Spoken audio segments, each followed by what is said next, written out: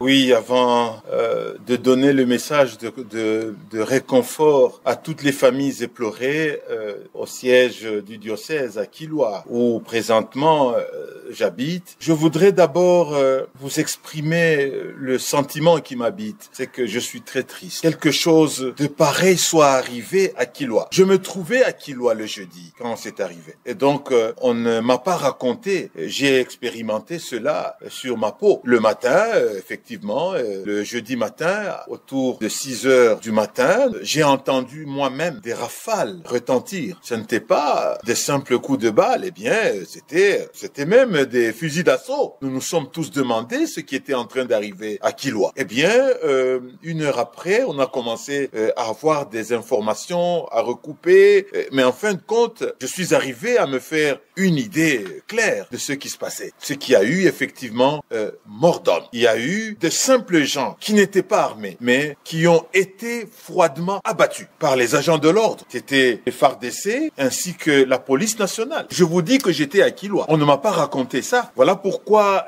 j'exprime un sentiment de grande tristesse, mais en même temps, c'est exiger justice. Je suis un pasteur de ce peuple, de Kilwa Kasenga, à Kilwa même, où j'habite. Quand il y a un événement comme celui-là, eh bien, l'Église catholique ne peut que faire entendre sa voix pour donner son point de vue. La tristesse, mais aussi crier justice. Parce qu'effectivement, des vies humaines ont été tronquées. Je vous dis que c'était des personnes, de par leur religion, ce sont des Mbidikilou, et c'est vrai, ils n'étaient pas armés. Pourquoi utiliser autant de force? Pourquoi une force disproportionnée pour tronquer les vies humaines? Pour preuve, j'en viens à parler d'un jeune étudiant, Pati, qui n'était même pas dans le groupe de ceux qui sont appelés les soi-disant Mbidikilou. Il n'était pas là, mais il a été froidement abattu. Voilà pourquoi moi, en tant que pasteur propre de Kilwa, eh bien, je ne peux qu'exiger justice pour que de tels actes de la part de nos agents de l'ordre qui sont supposés